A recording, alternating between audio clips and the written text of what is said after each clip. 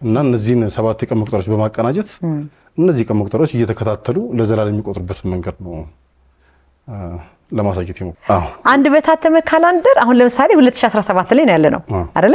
2017 ላይ የተጻፉልን የቀን አቆጣጠሮች አሉ። በኢትዮጵያ ካላንደር አቆጣጠር ማለት ነው። ከዚህ በኋላ በቃ አለመቀየር እስከ ዘላለም ድረስ በዛው መሰረት መሄድ እንችላለን ማለት ነው።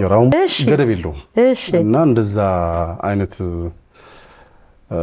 የቀን መቁጠሪያ ነው የመጣው። ብዙ ነው ይሄኛው። እሺ እቺማ ትንሽ በዛ ትላለች። ለምንድን ነው የኢየሱስ እድሜ ሲሆን የበዛው? እሺ የኢየሱስ እድሜ በዛው። አሬ ሶድሜ እንደዚህ በቀላሉ ረበላ አለቀ። በቃ ካላንደር መግዛት ልታቆሙ ነው ማለት ነው። ካላንደር የሚያሳትሙ ድርጅቶችም ደግሞ ገበያ መዝጋት ነው እንዳንብናከ። ካላንደር የዘላለም ካላንደር ብዬ የጠራሁት ለረጅም ጊዜ ለተከታታይ ዓመት የሚቆጥር ካላንደር ነው።